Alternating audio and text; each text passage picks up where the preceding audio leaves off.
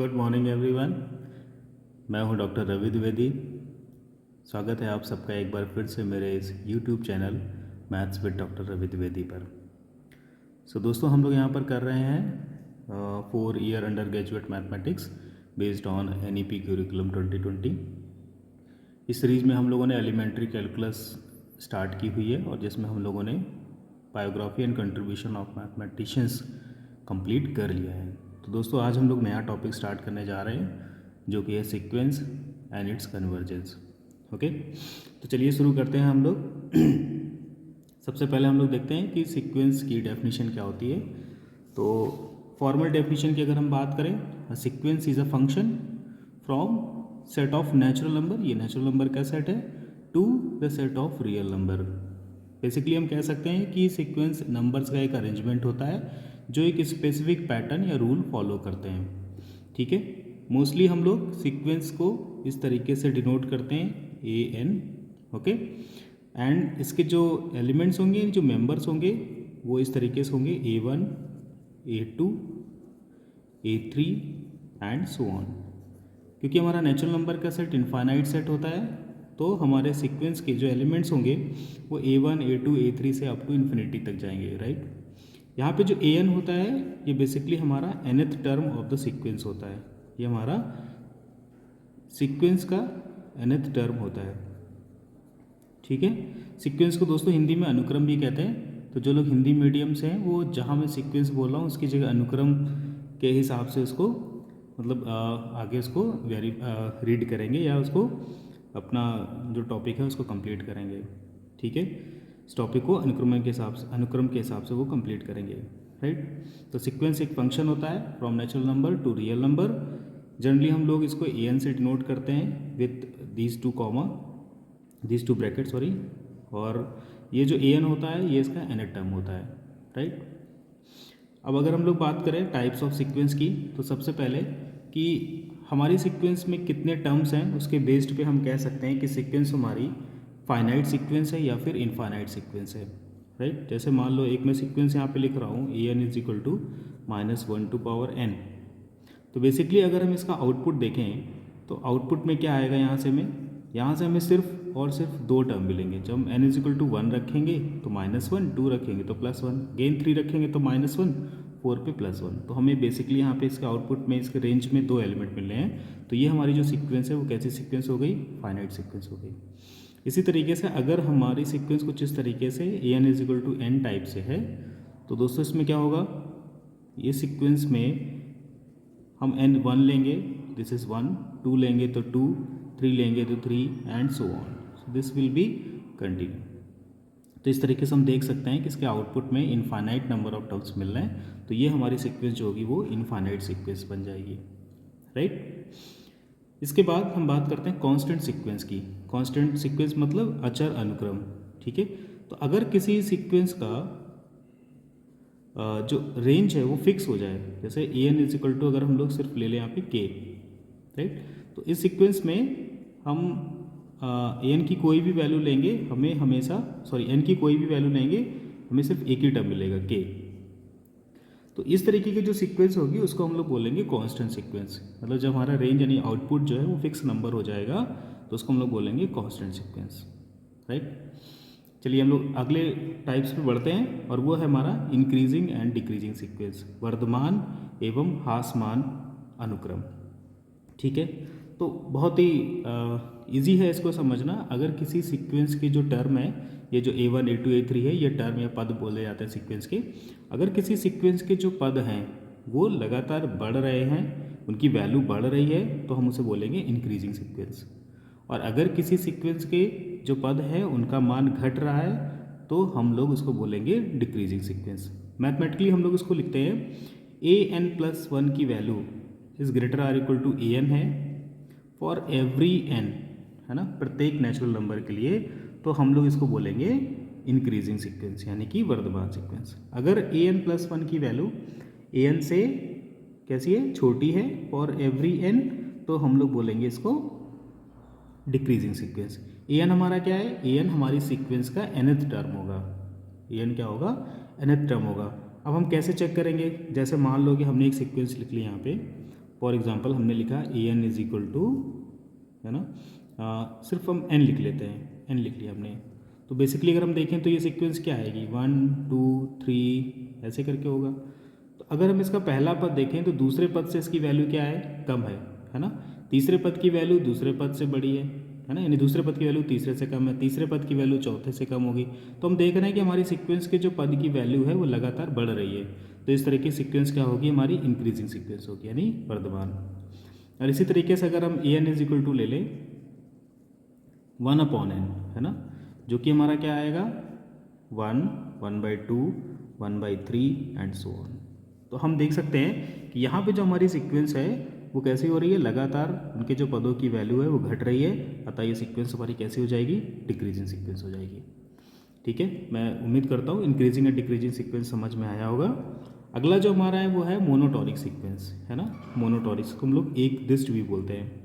तो monotonic sequence, अगर कोई भी सीक्वेंस या तो इंक्रीजिंग है या फिर डिक्रीजिंग है, दोनों केस में उसको मोनोटोनिक सीक्वेंस बोला जाएगा। अगर वो इंक्रीजिंग सीक्वेंस है तो हम लोग उसको बोलेंगे मोनोटोनिक इंक्रीजिंग सीक्वेंस, यानी कि एक दिष्ट वर्धमान अनुक्रम। अगर वो डिक्रीजिंग सीक्वेंस है तो हम लोग उसको बोलेंगे मोनोटोनिक डिक्रीजिंग सीक्वेंस, मतलब एक दिष्ट ह्रासमान, है ना, अनुक्रम। और उनके लिए हम लोग यही डेफिनेशन यूज़ करेंगे कि अगर ए एन प्लस 1 का मान greater or equal to A N है तो वो मोनोटोनिकली इंक्रीजिंग है, और अगर ए एन प्लस 1 का मान ए एन से लेस आर इक्वल टू है तो वो मोनोटोनिकली डिक्रीजिंग सीक्वेंस है। ठीक है, इसके बाद एक इंपॉर्टेंट टाइप है बाउंडेड सीक्वेंस, है ना। बाउंडेड का मतलब हम सब जानते हैं कि जब कोई चीज़ चारों तरफ से क्या हो जाए, ऐसे बांध दी जाए, है ना, परिबद्ध कर दी जाए, तो उसको हम लोग बोलेंगे बाउंडेड सीक्वेंस। तो बाउंडेड हमारा दो तरीके से होता है। मान लीजिए हमारी कोई सीक्वेंस है ना, ये मान लो हमारी कोई सीक्वेंस का nth टर्म है, ठीक है, एक कोई पद है, ठीक। अब हमें दो ऐसे नंबर चाहिए, है ना, एक स्मॉल के चाहिए जो क्या हो, जिससे इस सीक्वेंस का हर एक टर्म बड़ा हो या बराबर हो, राइट। दूसरा हमें एक और नंबर चाहिए कैपिटल के, जिससे क्या हो, सीक्वेंस का हर एक टर्म या तो छोटा हो या बराबर हो। ठीक है, तो हम अगर हमें एक ऐसा स्मॉल के मिलता है तो हम कह देंगे सीक्वेंस हमारी बाउंडेड बिलो है। अगर हमें एक ऐसा कैपिटल के मिलता है तो हम कह देंगे हमारी सीक्वेंस बाउंडेड एबव है ना, यानी कि मतलब नीचे से हमारी सीक्वेंस बाउंड है कि ऊपर से बाउंड है, दो तरीके के हमारे पास बाउंड है ना। तो अगर स्मॉल के मिल जाता है जिससे सीक्वेंस के सारे टर्म बड़े हैं तो वो क्या हो जाएगी, बाउंडेड बिलो। अगर कैपिटल के मिल जाता है तो बाउंडेड एबव। अगर कोई भी सीक्वेंस बाउंडेड बिलो है as well as bounded above है तो हम लोग उसको बोलेंगे बाउंडेड सीक्वेंस। ठीक है, जैसे मैं एग्जांपल लेता हूँ यहाँ पे कि मान लीजिए अगर हमने यहाँ पे सीक्वेंस ली A N is equal to, एक वही सेम एग्जांपल एन लेते हैं, ठीक है। तो अब यहाँ पे देखो क्या होगा, इसका पहला टर्म 1 होता है, फिर 2 होता है, फिर 3 होता है। तो हमें 1 एक ऐसा टर्म मिल रहा है जिससे क्या होगा, सीक्वेंस के सारे टर्म्स की वैल्यू बड़ी है या बराबर है। तो इसका मतलब 1 इसका क्या हो गया, लोअर बाउंड हो गया, और ये सीक्वेंस कैसी होगी, बाउंडेड बिलो हो गई। पर क्या हमें कोई ऐसा बड़ा नंबर मिल सकता है जिससे इस सीक्वेंस के सारे पद की वैल्यू छोटी हो? तो हमें नहीं मिल सकता है, क्योंकि इन्फानाइट सीक्वेंस इन्फानाइट तक जा रही है। तो ये सीक्वेंस सिर्फ हमारी बाउंडेड बिलो है। इसी तरीके से अगर हम लोग यहाँ पे लिख लें a N is equal to minus n ले लेते हैं अगर हम लोग, ठीक है। तो माइनस एन में क्या हो जाएगा, ये सीक्वेंस हमारी कुछ इस तरीके से आएगी। ये हमारी सीक्वेंस जो होगी वो माइनस इन्फिनिटी से ऐसे करके -1 तक जाएगी। तो देखो यहाँ पे हमें कोई भी ऐसा कोई स्मॉल के नहीं मिलेगा जिसके लिए सीक्वेंस के सारे टर्म क्या हों, बड़े हो जाएं, पर हमें एक ऐसा कैपिटल के मिल जाएगा -1 जिससे सीक्वेंस के सारे टर्म क्या छोटे। तो ये सीक्वेंस हमारी कैसी हो जाएगी, बाउंडेड एबव हो जाएगी। ठीक है, अब एक सीक्वेंस हम ले रहे हैं a N is equal to -1 to power n। तो इस सीक्वेंस में हमको पता है सिर्फ दो ही टर्म है। कौन कौन से टर्म है, एक हमारा -1 है और एक +1 है। तो सीक्वेंस के लिए स्मॉल के क्या हो गया -1, कैपिटल के क्या हो गया +1, जिससे इसके सारे टर्म्स जो हैं वो या तो बड़े हैं या बराबर है, इससे सारे टर्म्स बड़े हैं या छोटे हैं या बराबर हैं। तो ये सीक्वेंस हमारी कैसी हो गई, बाउंडेड सीक्वेंस हो गई। ठीक है, तो ये बाउंडेड सीक्वेंस का कॉन्सेप्ट समझ में आया होगा। एक ऐसी सीक्वेंस जो बाउंडेड बिलो हो as well as bounded above भी हो। चलिए अगला टॉपिक हमारा है लिमिट ऑफ अ सीक्वेंस, है ना।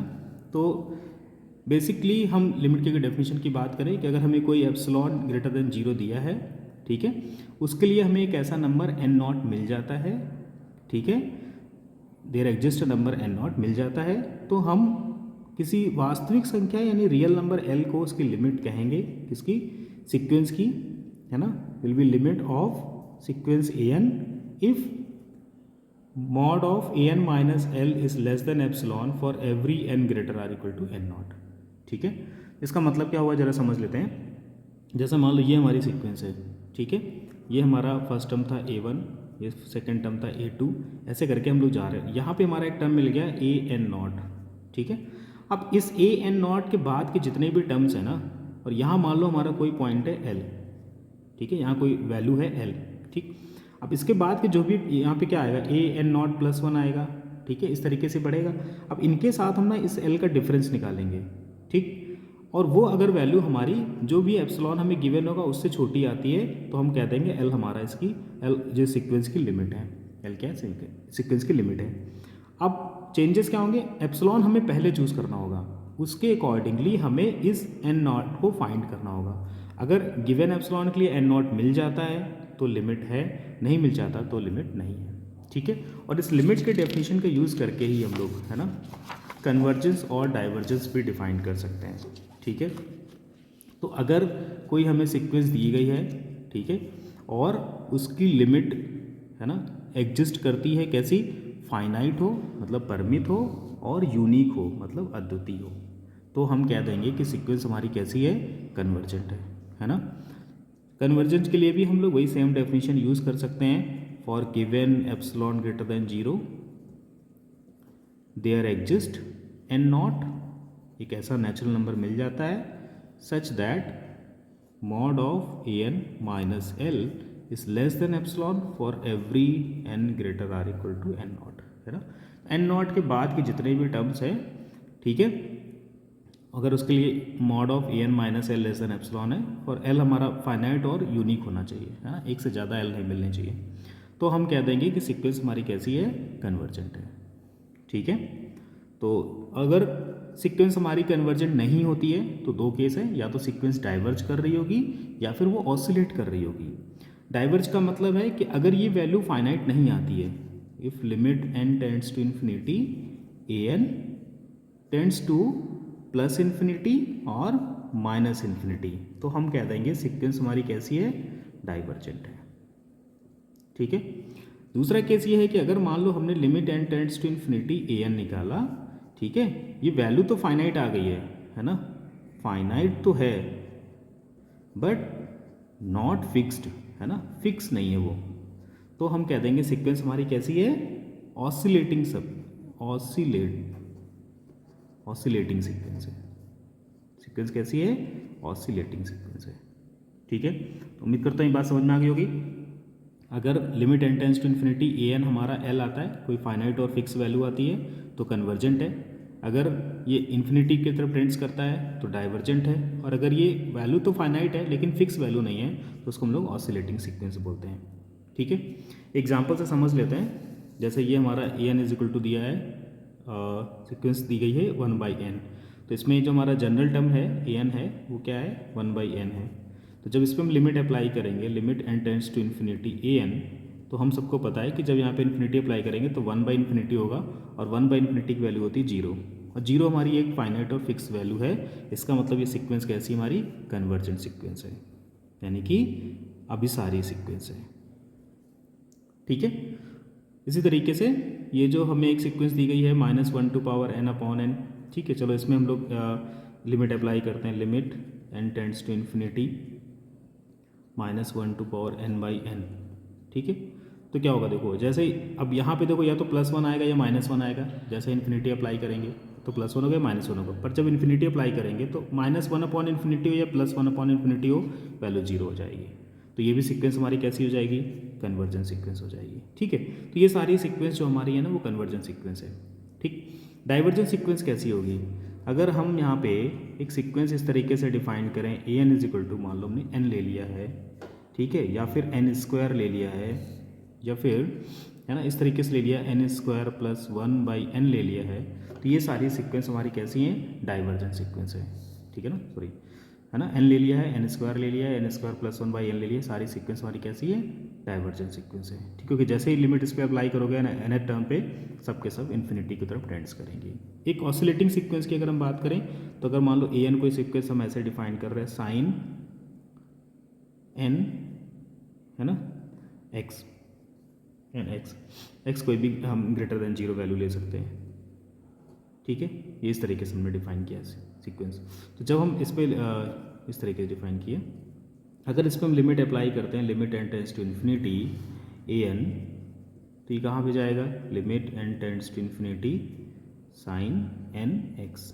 अब देखो हमको पता है साइन जो फंक्शन है उसकी जो मैक्सिमम वैल्यू होती है +1 होती है और मिनिमम वैल्यू जो है वो -1 होती है। तो जब इस पर हम लिमिट अप्लाई करेंगे तो एनी फाइनाइट वैल्यू आएगी, finite value between -1 and +1, right. तो ये सीक्वेंस हमारी कैसी हो गई, ऑसिलेटिंग सीक्वेंस हो गई। ठीक है, तो कन्वर्जेंट, डाइवर्जेंट और ऑसिलेटिंग सीक्वेंस में डिफरेंस समझ में आ गया होगा। लिमिटिंग वैल्यू फाइनाइट फिक्स है, कन्वर्जेंट, लिमिटिंग वैल्यू इनफाइनाइट को टेंड्स कर रही है, डाइवर्जेंट, फाइनाइट है बट फिक्स नहीं है तो ऑसिलेटिंग सीक्वेंस। ठीक है, कुछ एग्जांपल्स देख लिए और भी एग्जांपल्स आप बुक से ट्राई कर सकते हैं। ठीक है, नाउ कुछ प्रॉपर्टीज़ हैं जिनको हम लोग देख लेते हैं कि अगर कोई कन्वर्जेंट सीक्वेंस है तो उसकी क्या क्या प्रॉपर्टीज़ हो सकती हैं। मान लीजिए कि हमारे पास दो सीक्वेंस हैं, एक ए एन है जो कन्वर्ज कर रही है लिमिट L1 पे, राइट, एक दूसरी सीक्वेंस है हमारे पास बी एन जो कन्वर्ज कर रही है लिमिट L2 पे। तो अगर हम एक ऐसी सीक्वेंस बनाएं, है ना, इन दोनों के सम को लेकर के, ठीक है, प्लस ए बी एन ऐसे भी लिख सकते हैं या फिर हम लोग ऐसे भी लिख सकते हैं, कोई इशू नहीं आएगा। तो ये कन्वर्ज करेगी हमारी L1 प्लस L2 पे। ठीक है, ये सीक्वेंस किस पे कन्वर्ज करेगी, L1 प्लस L2 पे। ठीक है, इसी तरीके से अगर हम यहाँ पे माइनस ले लेते हैं, ठीक है, तो ये कन्वर्ज कर जाएगी L1 माइनस L2 पे। ठीक, सिमिलरली अगर हम A N into B N ले लेते हैं, a N into B N, है ना, इस तरीके से, तो ये हमारी कन्वर्ज कर जाएगी L1 इंटू L2 पे। ठीक, और अगर हम ए एन और बी एन का क्वोशंट ले लेते हैं, मतलब उनको डिवाइड करा देते हैं, तो ये कन्वर्ज करेगी L1 अपॉन L2 पे, प्रोवाइडेड कि जो L2 की वैल्यू हो वो 0 ना हो। ठीक है, इसी तरीके से किसी कांस्टेंट से मल्टीप्लाई करा देंगे तो भी हमारी वो जो सीक्वेंस होगी वो कन्वर्ज करेगी with the constant multiple of that limit, उस लिमिट में कांस्टेंट से मल्टीप्लाई करा के। ठीक है, तो ये कुछ आज का बेसिक इंट्रोडक्शन था सीक्वेंस और उसकी कन्वर्जेंस का। हमने सीक्वेंस समझा, सीक्वेंस के टाइप समझे, ठीक है, उसके लिमिटिंग वैल्यू समझी, हमने उसका कन्वर्जेंट डाइवर्जेंट समझा, एग्जांपल्स किए और उनकी कुछ प्रॉपर्टीज़ की।